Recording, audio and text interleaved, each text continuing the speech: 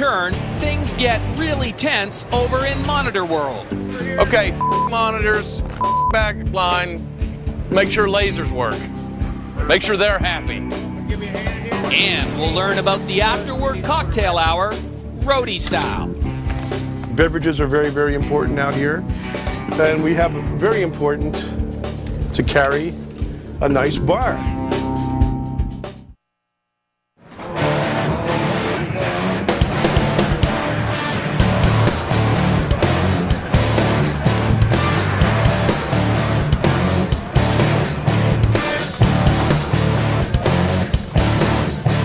After we fly the PA and get it to where everybody wants it, I then go over to my side of the stage, stage left, and I set up my actual work area, which it's called Monitor World. It consists of a console and some amplifiers and some radio equipment to be able to transmit the proper things to the band. I can't go there. I don't reach there. We can go there, but it just means there will be no monitor system today. I don't know. Everybody else seems to have a great idea about where my goes every day. I guess nobody had a great idea today, huh? Where are the geniuses now? So basically what we had to do is we had to move half of our equipment around because the way this floor is set up, we can put our equipment absolutely nowhere where it's convenient for us, but because of the goofiness of this floor. This is a great band to work for, and we do this job because we actually enjoy it, although it's really easy to get cranky and pissy when you're on the road because the rest of the world doesn't operate under our schedule.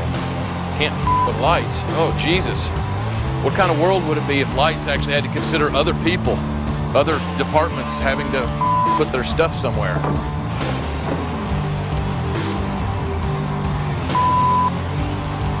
We have bankers to deal with and mortgage guys to deal with and family at home to deal with. Now, our families, they know what we do and they know how tough it can be.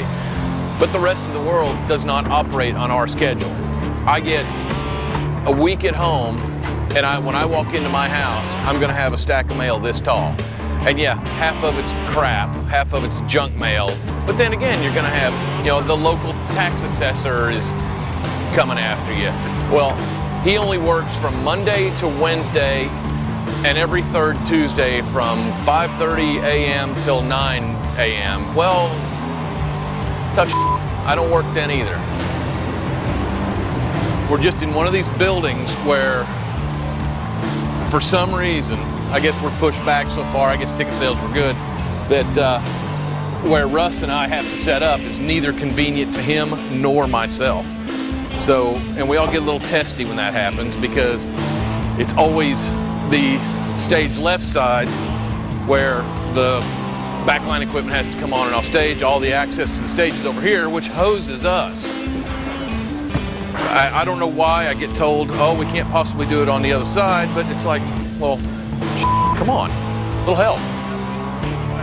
The longest time I ever went without seeing my significant other was 7 months, and I went 9.5 months without seeing my house. You can't do that and maintain any form of family life. Good thing about working with some bands like this is they go out for 3 weeks, maybe a month, and they go home for a week to 10 days.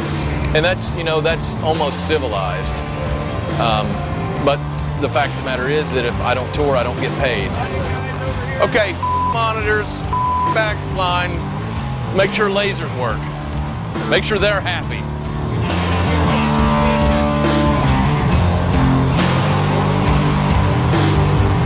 There's no question that life on the road can be stressful. Each of the 40 roadies out on this Rush tour will spend 4 months living and sleeping literally on top of one another on one of the band's 5 luxury tour buses. Who travels on which bus is assigned right at the start of the tour, based on job function and work schedule. Rush's lighting director, Howard Underliger, has been with the band for nearly 30 years and is clearly one of the veterans on this tour. He knows what life on the road is all about. First of all, you must know the rules before you come on this bus. And one of the rules that to clean. You must be totally clean before you come on here. So I'm going to open the door now. And come follow me. Well, here we are. Home sweet home for the next 6 months. And this is something that you don't get to see too often. I think I'm breaching some confidence here, but we come off the show at night. We're very tired. We come in here to relax. This is our home.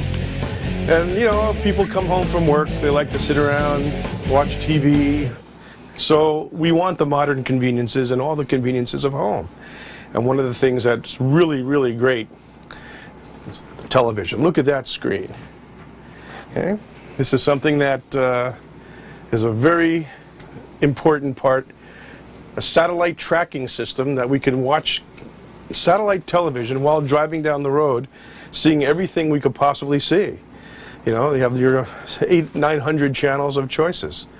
And I like to sit over here because this is a great place to mix drinks and, you know, as I say, beverages are very, very important out here. And we have a very important to carry a nice bar. And that's something that everybody should have on their bus, like every fine hotel. I mean, when you go into a bar, if you decide to drink, I'm not saying everyone should drink, but if you do, variety is very, very important here. And as you can see, we can make everything from chocolate martinis to Mai Tais to mint juleps. And when you're spending hours and hours and hours on this bus, sometimes we do these drives that are 1,000 miles or whatever. This is an important part of it. Aside from the television, of course. Now, everyone knows when you're traveling, you wake up in the morning, you want your coffee. We have coffee makers.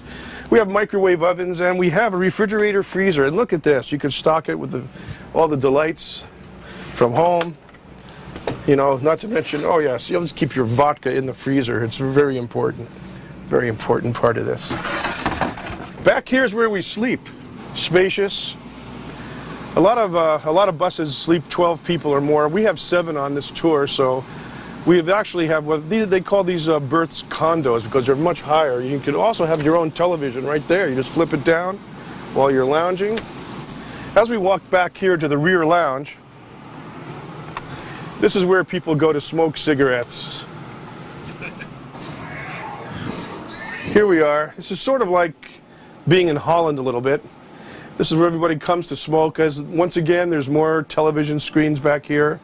Stereo. We have very important to have, you know, proper audio and entertainment systems on this bus, and a place for your dry cleaning, which is like right in this closet over here, where you keep your dry cleaning.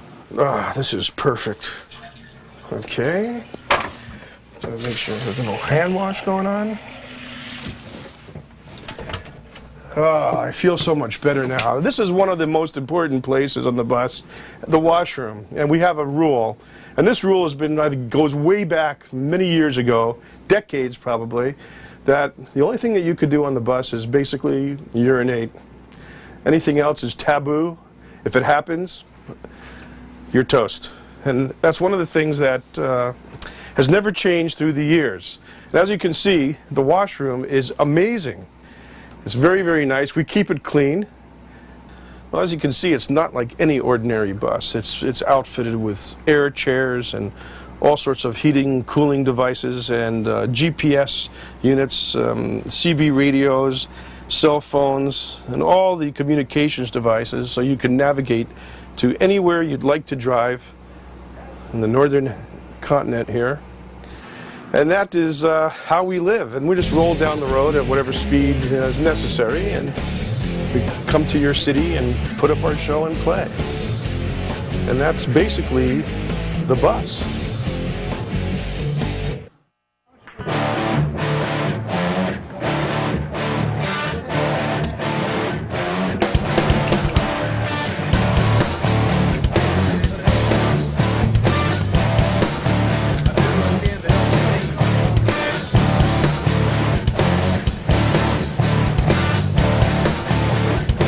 Changing of the strings. An annual event. Dun da da da.